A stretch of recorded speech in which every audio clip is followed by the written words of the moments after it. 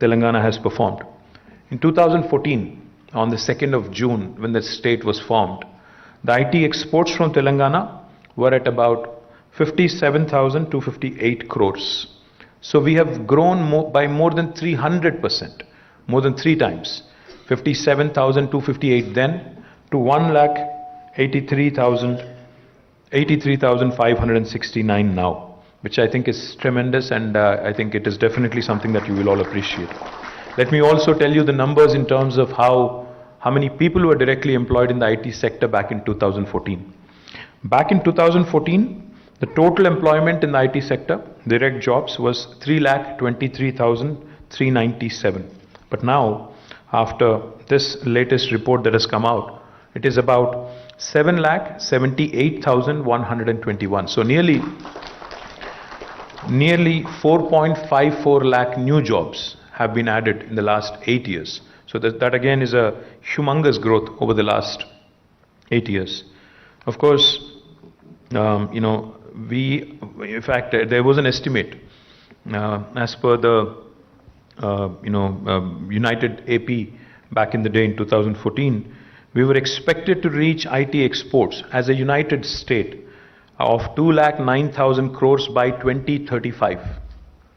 2,09,000 crores of IT exports by 2035.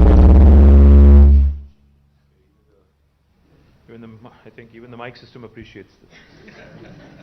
Is it working? Am I audible? Yes. Okay, good. Glad.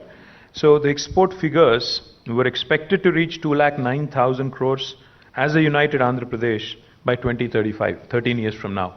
But we are already, sorry?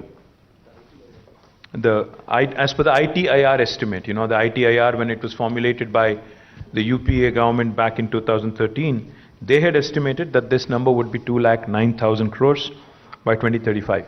But we are 13 years away from 2035, and I can proudly tell you that we are almost there.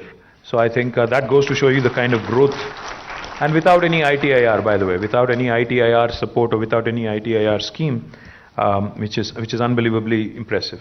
The more important thing is the ITIR projections assumed a national GDP growth of 6% and optimistically about 7.5% when considering these numbers. But I think even though the country's GDP growth has slowed down, Telangana, with its kind of aggressive growth, has been able to achieve these numbers.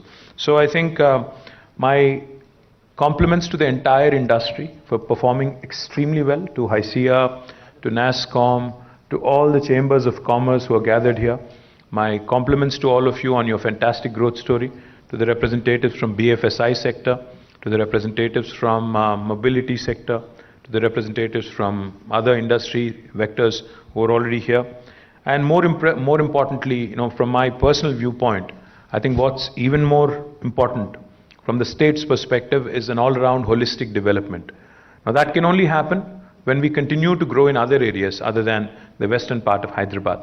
To that effect, I'll come to the details in a bit, but I'm really, really happy and really excited about the kind of waves new companies and new technology enterprises are coming forward. In fact, are coming forward with a lot of enthusiasm for opportunities in Warangal, in Karimnagar, in Mehboob-nagar, in Nalgonda, in Khammam, and more recently in Adilabad, and even in Ramagundam. So all of these actually are going to keep us in good stead in terms of what we can offer to our children. In fact, before I came onto the podium here, I had a quick 5-minute chat with both Damodar and Raj from TechWave.